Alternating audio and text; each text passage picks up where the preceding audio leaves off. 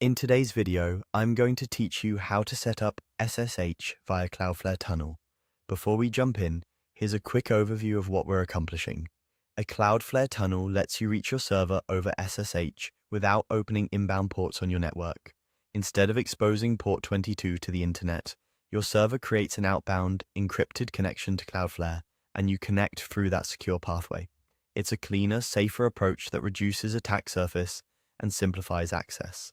To follow along, you should have a Cloudflare account, access to the dashboard for your account, and an SSH-capable server in your environment. Let's begin at the Cloudflare dashboard. Once you're signed in, make sure you're in the correct account if you manage more than one. You'll see the main navigation on the left. If the sidebar is minimized, expand it so you can see the menu items clearly. This ensures you're working in the right place from the start and avoids creating resources under the wrong account. Next, click on Networking in the left-hand menu. The networking section is where Cloudflare groups tools that control how traffic reaches your resources.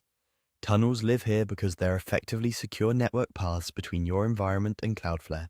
If you don't immediately see networking, scroll the sidebar or use the dashboard search bar to locate it. Interface layouts can vary slightly based on permissions and recent updates, so a quick search can save time. Inside networking, select Tunnels. This brings you to the Tunnels dashboard, which lists any existing tunnels associated with your account.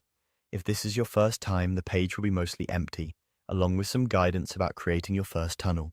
If you already have other tunnels, take a moment to review their status so you don't accidentally duplicate something you already set up. Now click Create Tunnel. This action starts Cloudflare's guided flow to build a new tunnel for SSH. From here, the dashboard will walk you through the remaining configuration that's specific to your environment.